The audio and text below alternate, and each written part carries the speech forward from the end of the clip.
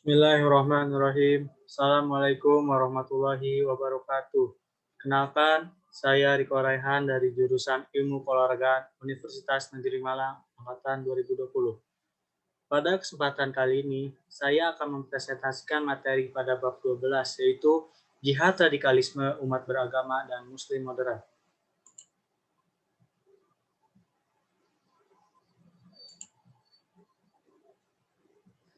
Setelah mengikuti perkuliahan ini, mahasiswa diharapkan dapat memahami dan meyakini secara benar konsep jihad dan radikalisme agama, serta berperilaku sebagai muslim moderat.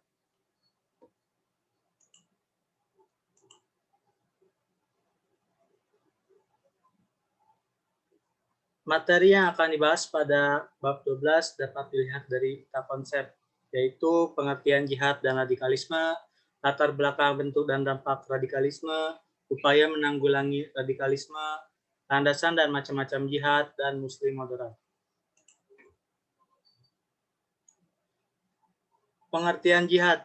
Jihad adalah perjuangan yang dilakukan oleh individu muslim maupun kelompok Islam dalam menyiarkan agama Islam dan perjuangan-perjuangan lain yang lebih luas, seperti perjuangan di bidang pendidikan, kesehatan, moral, ekonomi, sosial, budaya, politik, keamanan, hak, dan kewajiban, lapangan pekerjaan, dan lain-lain dengan segenap kemampuan yang dimiliki.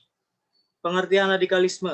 Radikalisme umat beragama adalah paham yang menginginkan pembaruan atau perubahan sosial dan politik secara drastis dengan menggunakan sikap yang ekstrem.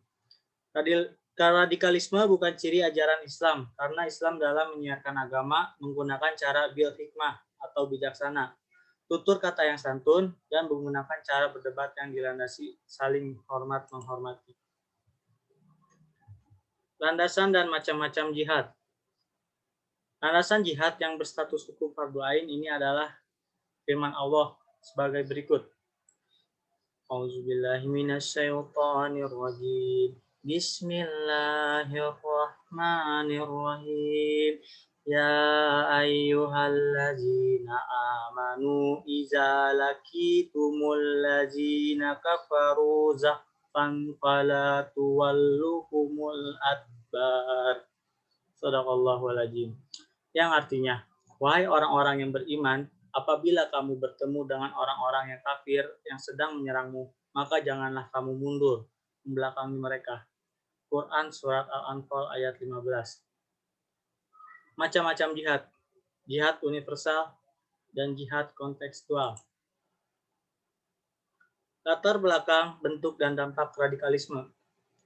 Latar belakang. Bila diklarifikasikan berdasarkan jenisnya, setidaknya ada dua macam faktor latar belakang radikalisme umat beragama, yakni yang bersifat umum dan yang bersifat khusus.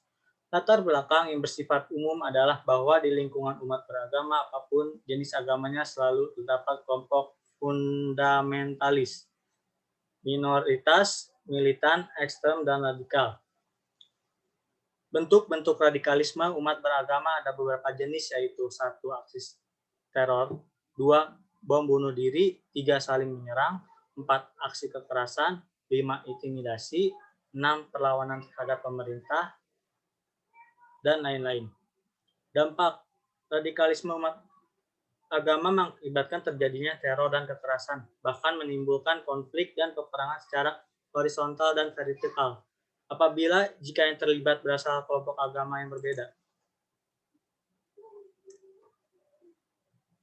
Upaya menanggulangi. 1. Perubahan sikap dan pandangan dari negara-negara barat terhadap negara-negara muslim di dunia. 2. Mengurangi dan menghapuskan kesenjangan sosial, ekonomi, politik, pendidikan, dan kebudayaan di tingkat nasional, regional, dan internasional. 3.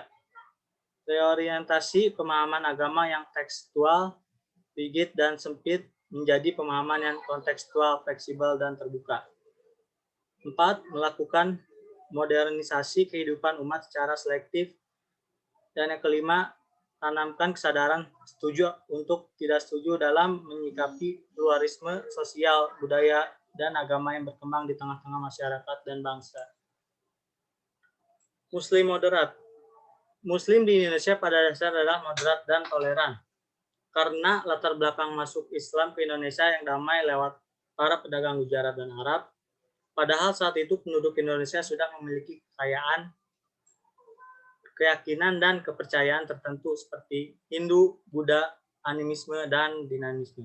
Secara sosial budaya, Muslim Indonesia berbeda dengan Muslim di belahan dunia lain. Meski demikian, umat Islam di Indonesia tidak dapat dikatakan kurang kental keislamannya dibanding dengan umat Islam di negara lain. Kesimpulannya, jihad, radikalisme umat beragama, dan Muslim moderat adalah hal yang sedang dihadapi umat Muslim saat ini.